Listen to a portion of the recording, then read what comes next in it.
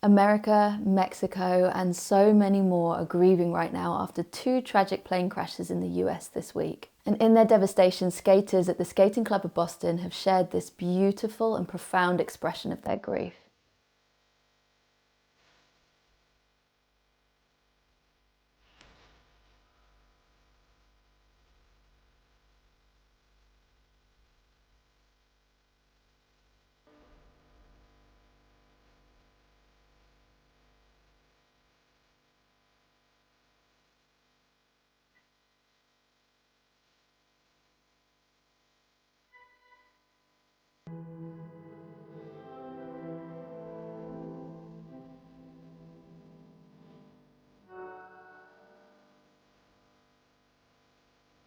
And this is such a moving tribute, the way that they have chosen to honour their peers' parents, and their coaches.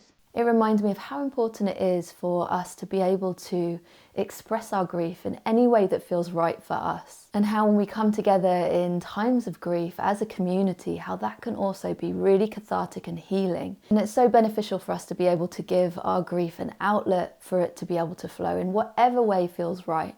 And sometimes when there are just no words, actually tapping into our creativity can be really, really beneficial, as well as encouraging us to just keep tapping into all of that meaning making and connecting into the person who we've lost as we journey forwards in our grief. And there are so many different ways that we can come together, and there are so many different ways that we can express our grief.